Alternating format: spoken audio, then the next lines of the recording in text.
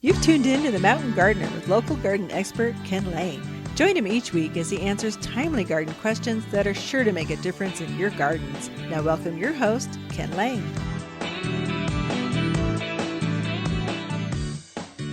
Now, as you're cleaning up things that are maybe dormant or frost damaged, if they turn black, you've got your potato vine. It's beautiful, long, flowing, basically sweet potato variation.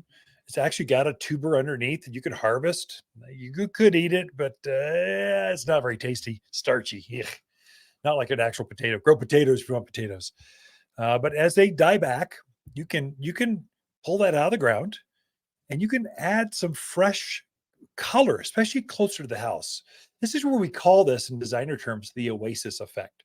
So as we get close to the house, the back patios, your front main bay windows, you're looking out to the front driveway, your front patio, the doors, you're putting some color. You're making it beautiful. It takes more water, more gardening. It takes some touch to really keep it looking beautiful. And then as you feather out, as you go out further into the gardens, into the landscape, you become more and more native.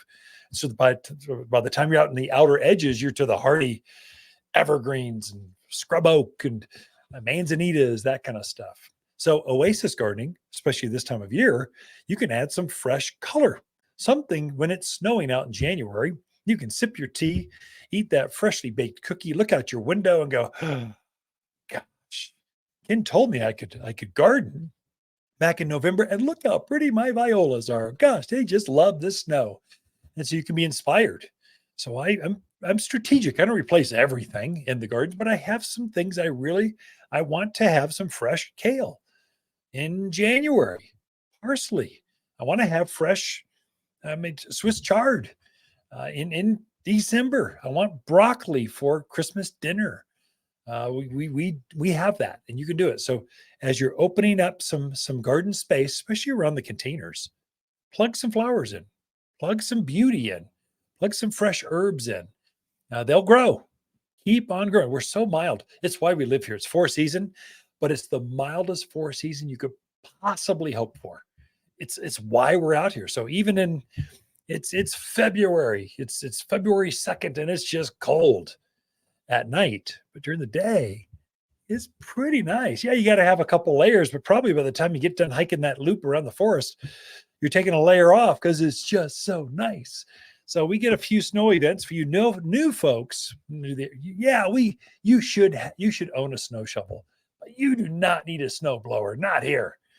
So it's just so nice. Usually, if you just wait it out, it'll all melt by itself. Like last year was a little rough. That's where it was rough. What was that? Like March, first part of April.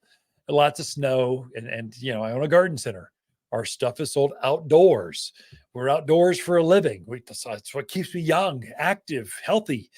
But that was we were just shoveling stuff. We go to work, shovel some snow, get it out of there. So when the gardeners do decide they're coming, we're ready to go. So it's also why we have greenhouses, to kind of keep the stuff, keep them protected, keep them looking super sharp, super good, while so that when the gardeners finally come, we've got them and they're glorious.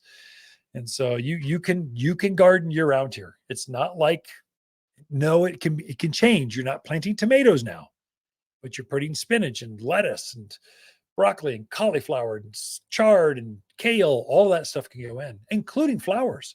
So snapdragons and violas and pansies and Dusty Miller. Love Dusty Miller. This is beautiful silver plant. The javelina do not eat. Javelina don't eat snapdragons. They just don't bother them. They should. But I think they've got a sap in them they just don't care for. And so they leave that alone. If you want more garden tips, tricks, and advice, go to my website, wattersgardencenter.com. And at the very top of the website, you'll see different icons, YouTube channel. We have daily YouTube's going up. So video, we've had over 1 million downloads. You see the podcast, you see a Facebook page, blog. Take advantage of it. We're here to help you throughout the year. Throughout the week, Lisa and I camp out here at Watters Garden Center. We love talking to fans of the show. October companion plants that grow well together are blaze maples, burning bush, Arizona creeper, glamour kale, and spicy mum. Waters Spicy Mums are best sellers for super long bloom times and local garden tough. Spicy Mums glow yellow with a halo of fiery orange around each daisy flower. These big, bold perennials are perfectly shaped and add color in autumn when few flowers are in peak bloom, at just $9. You'll find bright fall flowers here at Waters Garden Center in Prescott.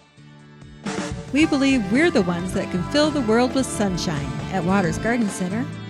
If you want a more fruitful garden, increase success in your landscape that just feels better, then tune in every week to the Mountain Gardener.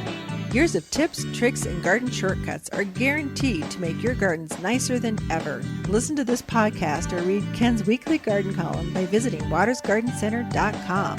That's Waters with 2 T's, gardencenter.com. Thanks for tuning in.